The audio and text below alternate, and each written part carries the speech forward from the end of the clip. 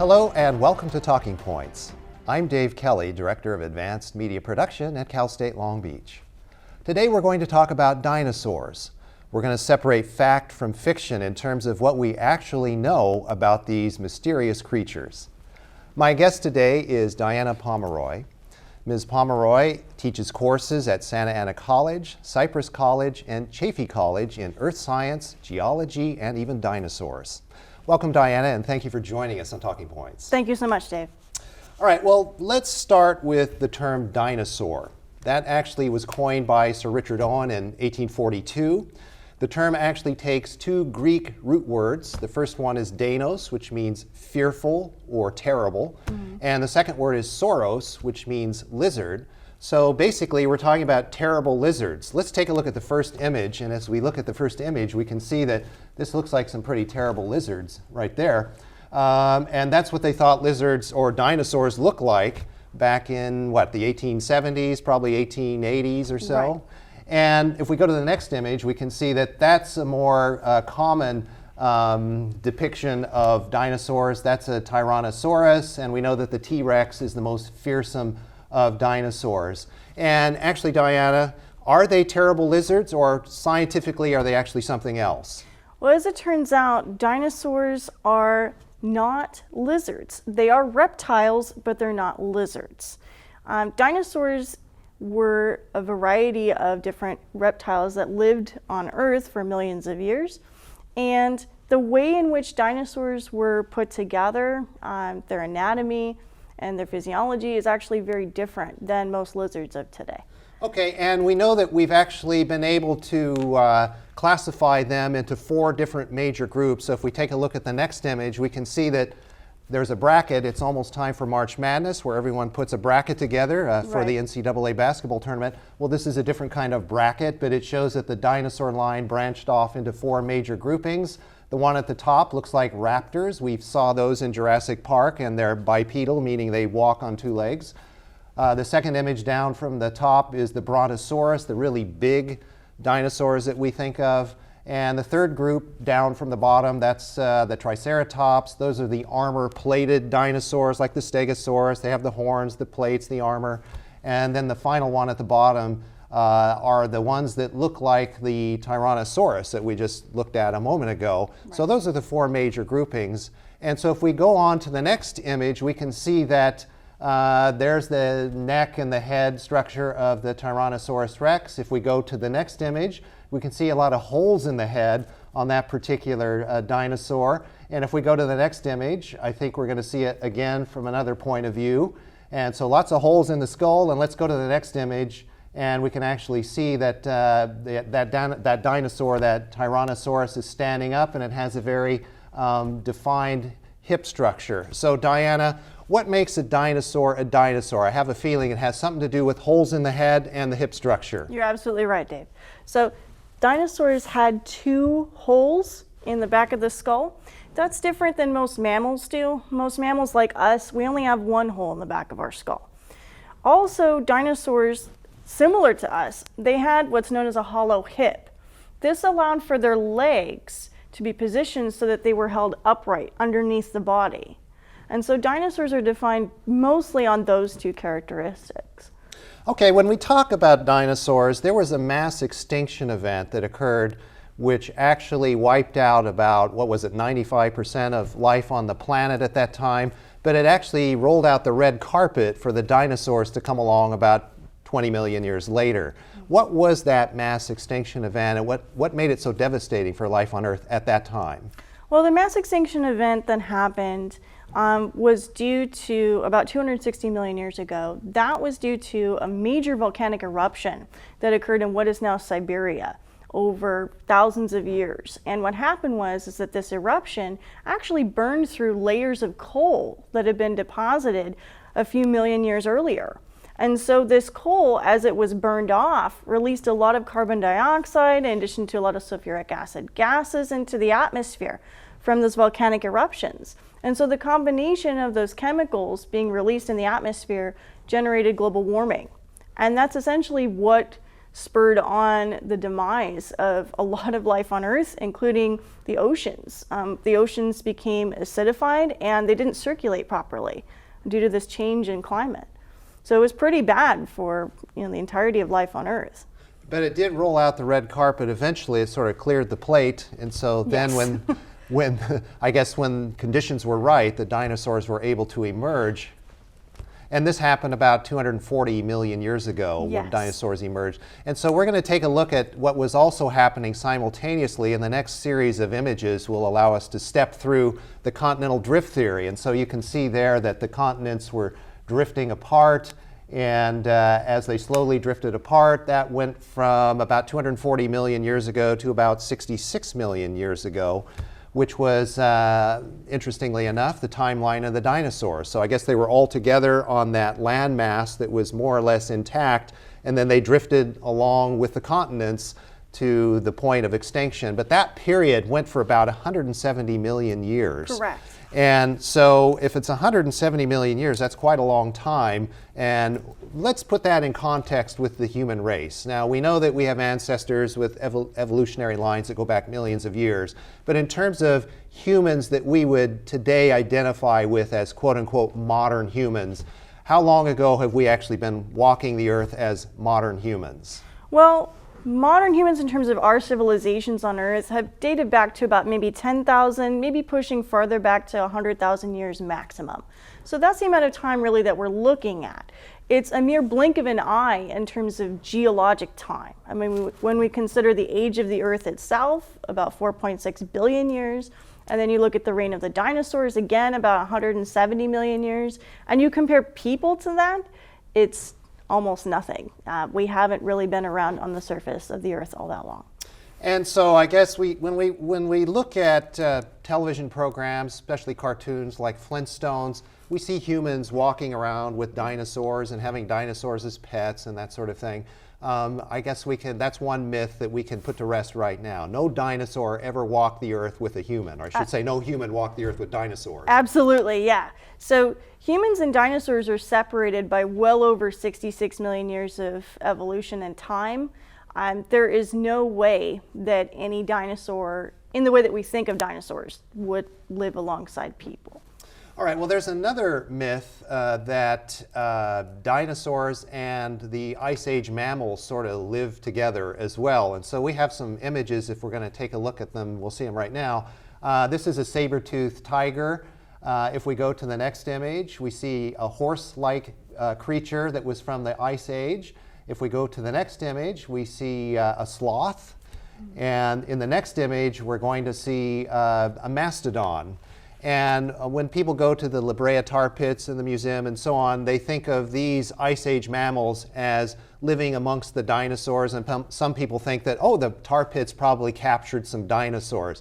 But that's not true. That's another myth. Right. And so the Ice Age mammals that we have in La Brea and in Los Angeles, they date back to the Pleistocene epoch of time, and in particular within the last 500,000 years or so of time, maybe less. And so what we're looking at is a very small window of time. And again, the extinction of most dinosaurs that we're familiar with, most dinosaurs died out about 66 million years ago. And so Ice Age mammals are separated by dinosaurs by a long time, millions of years. And so again, it's not possible for us to find dinosaur specimens in the tar pits. So in West LA, we didn't have parties with dinosaurs and Ice Age mammals. No, I'm sorry. Unlike certain animation studios would have you believe, that's not true. Okay, well, let's move on. All right, well, if we take a look at the lifespan of the dinosaur era, the reign of dinosaurs, if you will, that was 170 to 180 million years. Mm-hmm. That's a really long time. So we know that there were both carnivores, those that ate meat, and there were herbivores, which were dinosaurs that only ate vegetation or plants. So were there omnivores that could eat both? Yes. And we've been finding increasing evidence over the past few years that we've been discovering and determining that some dinosaurs that were once strictly considered herbivorous or ate plants actually could have consumed meat. In addition, we've been finding dinosaur specimens that have multiple types of teeth. like Heterodontosaurus, and that's what allows for them to eat a variety of things in nature. So just as animals of today, not all of them were strict carnivores and not all of them were strict herbivores. There were some omnivores in the mix as well. Okay, and as far as mammals are concerned, since humans are mammals, Right. Were there any mammals alive 66 million years ago? And if so, what were they like? Yes. We actually did have quite a variety of mammals here. However, they were really small. A lot of the mammals that we found from the time of the dinosaurs, usually ranging from the Jurassic to the Cretaceous periods of time, so maybe around 150 to about 66 million years ago, they were very small.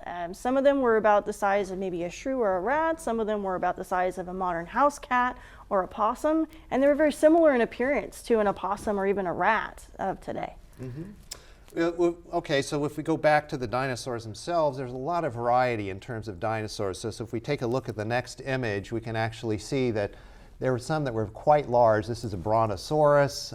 Again, that's the very large dinosaur. And in the background, it's kind of hard to see, but there's a Stegosaurus in the background there that's actually a lot smaller. So the variety was pretty impressive. I mean, you had some that were as small as 20 inches, and I guess some that were as many as 130 feet. Mm-hmm. So why so much diversity? Well, I mean, we could ask the same question of animals today, right? I mean, if we look at environments like the African savanna, or if we look at various tropical rainforests around the world, there's a huge variety of animals and plants that coexist, that live together in these environments. And in the time of the dinosaurs, things weren't really so different in that sense. Mm-hmm. We have a variety of different animals that fill different roles in nature, different niches. And so dinosaurs were no different. Mm-hmm. We had animals that could have been equivalent to whales or elephants that existed during the time of the dinosaurs, like the sauropods filled that niche. Mm-hmm. We have smaller dinosaurs, things that we think of like today, like coyotes or bobcats. You know, we have smaller predatory dinosaurs that would fill those roles as well. And we have another image that shows the pelican and the comparison of the pelican. You see that at the top, and over on the right-hand corner of the frame, you see the raptor. And so the raptor and the pelican are about the same size. Correct. And I think that also blows another misconception out of the water. A lot of us, we grew up with Jurassic Park. And so we tend to think of, you know, raptors as large, man-eating, fierce dinosaurs. And in actuality, they're very small. The majority of raptor specimens that we find, at least from Mongolia, were probably no larger than an average dog. Mm-hmm. And stood, you know, maybe a couple feet tall. Mm-hmm. And so it's kind of, you know, shocking to see that. But velociraptors were small. And also a lot of their bones had a lot of similarities with birds, too. That's a good point, because when we talk about diversity among dinosaurs, it's not just the size differences between various kinds of dinosaurs, but also their functionality. Correct. So we know that dinosaurs walked the earth, and we've also commonly thought of dinosaurs as being able to fly. So we've got another couple of images here. So if we take a look at the next one, we can see that that's a pterodactyl. And the pterodactyl is depicted as flying high in the sky with the moon in the background. If we go to the next image, we can see the skeletal remains of the pterosaurs, which is the flying lizard, I guess, if you take it literally. Right. And then if we go to the next, so we know they could fly, could they swim? And there we see an image of what looks like a whale. So are these birds that are flying, are they actually dinosaurs? And that creature that's in the ocean, is that a dinosaur? It looks a lot like a whale to me. Well, as it turns out, Dave, those animals that you showed just before, the pterosaur and the mosasaur, which was the swimming reptile, those are actually relatives of dinosaurs. They themselves are not dinosaurs. In recent years, we've discovered a lot of dinosaurs that actually could fly. There was a dinosaur called Microraptor that had 4 wings. It actually could fly. We also have a dinosaur called Spinosaurus. You may be familiar again from the Jurassic Park series of Spinosaurus. Spinosaurus, as it turns out, is aquatic. It can also swim. So those creatures that you showed were not actually dinosaurs. They lived alongside the dinosaurs during the same time frame. So pterosaurs, yes, they could fly, and mosasaurs could swim, and so too could dinosaurs. But these were 2 different types of animals. All right, and what we know about dinosaurs generally comes from study of fossils. Mm-hmm. And so we're going to take a look at some fossils right now. So if we go to the first image of the fossils here, we can see that this is laid out in a museum so that we see that dinosaur there. And how conveniently those fossils are laid on the earth below it.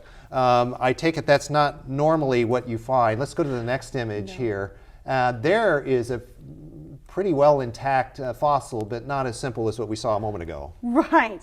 So the truth of the matter is, it would be very easy. Paleontology would be very easy if you could just walk out into the desert and just find a skeleton like that, just lying on the ground. In actuality, specimens like the one that you're seeing right now are incredibly rare. We don't really find them intact like that. We don't find them articulated in that way. Often they're separated into smaller and smaller pieces. And so that's usually what we uncover when we find a fossil, not like a whole body fossil. All right, let's go to the next image and see what we've got there. On the next image, you can see where they've had to use a wire frame to reconstruct those pieces that you're talking about. So that's a lot more typical of what we're going to find. Yes. All right, let's go to the next image. And in the next image, you can see on that one that they've actually taken everything that they know and put it together and extrapolated a little bit and filled in the blanks. So there's a lot of filling in the blanks. Right. And see, that's one of the things about paleontology that a lot of people don't understand. There's a lot of what ifs and unknowns. And so when we reconstruct dinosaurs, a lot of what we know now is very different than what we knew, maybe 50 or 100 years ago. And so we also are reconstructing based on very little evidence, just bits and pieces. And so we base off of multiple specimens that we find in different locations around the world. Okay, and on that note, we're going to have to go to the break. And when we come back from the break, we'll continue this discussion about dinosaurs and Jurassic Park. And does Jurassic Park tell us something that's actually capable of happening these days with regenerating those fossils and the DNA contained inside of them? Okay, stay with us. We'll be back in a moment.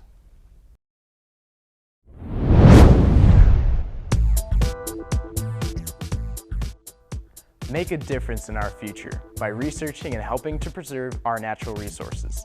The wide variety of careers in this field will have a huge impact on our lives while using the principles of engineering, chemistry, and biology to help find solutions to environmental problems. You could be a part of this exciting field with a degree from Cal State Long Beach.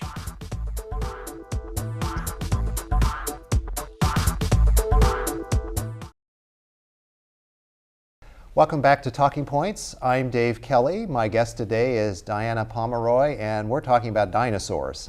And Diana, before we went to the break, I teased that we would talk about fossilization and DNA and the fossils and all of that. Well, first, let's talk about the fossilization process. How did these dinosaur bones become fossilized in the first place?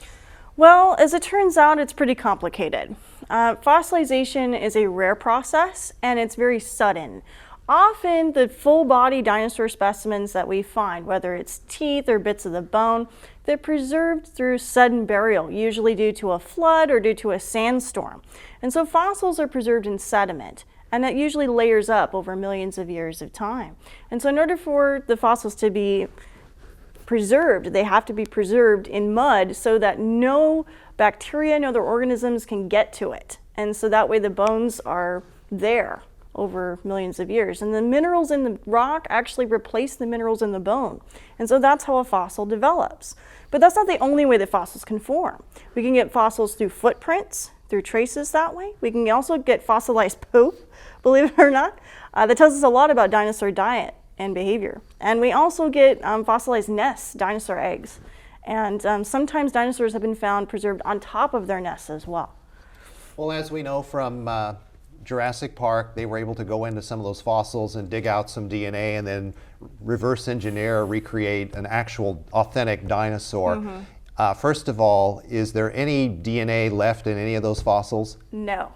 DNA is a very volatile substance. Once you expose it to the air, it does something what we call denature. It breaks down. And so dinosaur DNA is millions of years old. It is impossible for that material to survive over all that length of time. All right, so that's another myth that we've busted today. Yes. All right, here's another one. When we go to the gas pump, we're told that those are fossil fuels that we're putting into the gas tank. And so if those are fossil fuels, are those dinosaurs? Essentially, is that dinosaur extract that we're pumping into the gas tank? No. As it turns out, that material is plankton. It's not dinosaurs. Oil is the reserves of plankton that have been compressed over millions of years into ancient shale beds. And so these oils naturally come up to the surface through formations like the Monterey Formation here in California. However, again, those come from the time of the dinosaurs. They're not made entirely of dinosaur tissue. They're made entirely of ancient plankton that died on the seabed millions of years ago.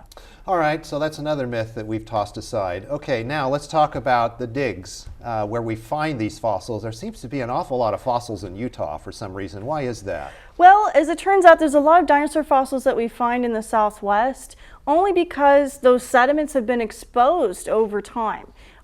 They're open, they're in the open air, and they've eroded away to that level, that age of time, about Jurassic Cretaceous time frame. And so the dinosaur specimens that we find there also are due to what we call a giant delta floodplain that existed there millions of years ago. So in Utah in particular, that site used to be part of this huge floodplain that covered hundreds of miles in the southwestern United States. And so it could be that those dinosaurs lived in that region, or it could be that their bodies ended up there. We're not entirely sure. But as it turns out, there's a lot of sites in Utah where their bodies have just built up in these layers, and so they're fairly easy to find. And you speak from experience when we Yes. talk about finding and digging fossils. So we've got some images now. So let's take a look at the first image, and we can see that that's the location of a Utah dinosaur dig, or archaeological, paleontological dig, I guess. Yes. And so if we go to the next image, we can actually see you've got the hammer there, so you're actively involved. And in the next image, we can see, again, some of that terrain as well as the group that's working on that. So let's talk about being on a paleontological dig like that. When people hear about it, they go, wow, that sounds exciting. It sounds like a lot of fun. I want to do that. But it's really a lot of hard work, I would assume. And you're probably out there some pretty long hours, and it looks pretty desolate out there. Yeah, it is. And it's funny too, because I think a lot of people have this misconception that when you work on a dig, you're paid, and you're not. It's volunteer work. And as a matter of fact, the majority of people that work on digs, they're students, they're volunteers. Sometimes they're just people that are amateur paleontologists, people that are just interested in fossil hunting. And so the dig I was on, I was part of an expedition with the Natural History Museum in LA. And I had a chance to work on a team of maybe 20 to 30 people at a time. I was working in really hot conditions, well over 100-degree weather at some points. Monsoon season was happening at the time. So yeah, it was pretty grueling conditions. However, there's no experience like digging through the sediment and actually seeing a once living animal come to life before your eyes. You're actually seeing the bone appear out of the rock, and you're actually witnessing something that hasn't seen the light of day in well over 150 million years. Is that a heart-stopping moment Yes. compared to the rest of the grueling hours? Yes, and it certainly makes it worth it. It's definitely worth it to me. You're spending all that time and working really hard. And it's funny because a lot of people too, you assume it's like in the first scene of Jurassic Park, you're just brushing away the sand. And that couldn't be farther from the truth. In some cases, you have to use jackhammers, you have to use heavy rock hammers and other materials. It's a lot of heavy labor, a lot of hard work. But once those specimens are exposed and uncovered and protected, it's amazing what we can find. What did you actually find? I actually managed to find a couple things. I managed to find part of a sauropod rib and also part of a sauropod wrist. Sauropods were some of the largest animals to ever exist. That's in that Brontosaurus group that Yes. we looked at earlier? Yes. Yeah. So I discovered a particular animal that could be a chimerosaur, could be a new species. I'm not entirely sure. But I helped to find part of that animal when I was at the dig site. Okay, and we're finding a lot of specimens. They're not dinosaurs. Again, let's clarify. It's Ice Age mammals from like maybe 50,000 years ago here in West Los Angeles. Yes. And they're digging that Subway to the Sea project, and so they have to stop every so often because they're finding these Ice Age mammals. Talk about that for a moment, if you would. Well, it's kind of interesting. In LA, as it turns out, we are literally sitting on top of an asphalt seep that's been pushed up to the surface through faults. Now, I think a couple weeks ago there was a fault line that was discovered that sits right underneath Rodeo Drive. And part of that fault system has actually pushed up a lot of that asphalt that we find isolated in sections like the La Brea tar pits. And as it turns out, the more that we excavate this subway, the more that we find these specimens because they've been preserved in this tar over thousands of years. Again, though, it's different than dinosaur specimens. We don't really have a whole lot of dinosaur specimens in California, although we do have a state dinosaur. But those specimens are few and far between compared to the Ice Age ones. Okay, well, let's move on to the 66 million year period, 66 million years ago, when the dinosaurs became, quote unquote, extinct. What actually killed off the dinosaurs 66 million years ago or so? Well, it turns out that it's due to primarily two reasons so far that we understand. The first is an asteroid impact that occurred in the Yucatan Peninsula, carving out what's known as the CSULB crater around that time frame, 66 million years ago. That impact left a layer of iridium that actually can be traced globally. In addition to that, we have evidence of volcanic eruptions that went on for thousands of years in India called the Deccan Traps. And these eruptions produced a lot of carbon dioxide, a lot of sulfuric acid in the atmosphere, and again, that's primarily what's thought to have caused this extinction event. Not only the asteroid impact, which again sent up clouds of gas and dust in the atmosphere, blocking out sunlight, causing what's known as a nuclear winter, so to speak.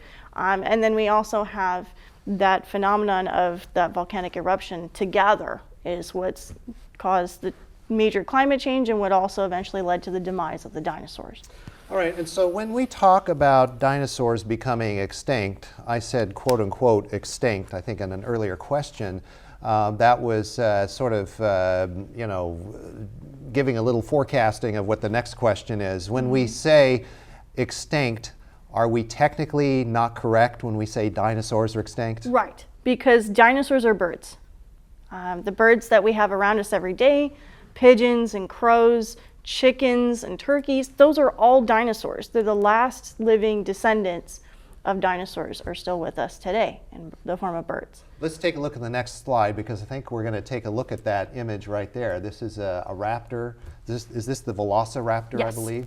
Okay, and you can see on that creature, it looks like feathers around the front. I don't know if you call them arms or wings. Wings. I guess they would be wings with feathers. So that is pretty clearly an indication that there's a connection there with birds and chickens and so on. Quick question, if we're going out to dinner to eat El Pollo Loco or Kentucky Fried Chicken, are we not only eating a chicken dinner, but we're eating dinosaurs? Yes. Yes, you could tell this based on their bones. Their bone structure is very similar. They have hollow bones, and even the way that their bones are put together. I mean, it's remarkable how incredibly similar theropod dinosaurs are in relation to birds, and as it turns out, they are directly related to each other. All right, one last question, and that is back to Jurassic Park for a moment. Okay. We obviously destroyed that myth of pulling DNA out of fossils from dinosaurs to create fossils, but considering that we do have chickens, and as you've just described, and birds, could we somehow reverse engineer and come up with some sort of synthetic dinosaur with all of the abilities that we have today? And would this be a good idea, or is Jurassic Park a good cautionary tale for us? I would hedge my bets that Jurassic Park would probably be a good cautionary tale, saying no, let's not do this. However, over the past couple of years, there's been a few scientists like Prom and Bular that have discovered that, as it turns out, you can take the genes of certain elements of a chicken while it's in the embryonic stage, and you can actually generate dinosaur-like features, like teeth in the beak, or possibly a longer tail, maybe claws on the wings. And all of these things are possible. It is possible to genetically reverse engineer a dinosaur, probably within the next few decades or so. However, again, I personally don't agree with it. I think we could use that kind of technology maybe to revive some other recently extinct animals, maybe study animals that recently went extinct, maybe understand why, understand their biology a lot better. Well, unfortunately, we've run out of time, but I want to thank you for being here today. This has been both fascinating and fun. Thank you. And stay with us for the next edition of Talking Points. Until then, I'm Dave Kelly. Have a nice day.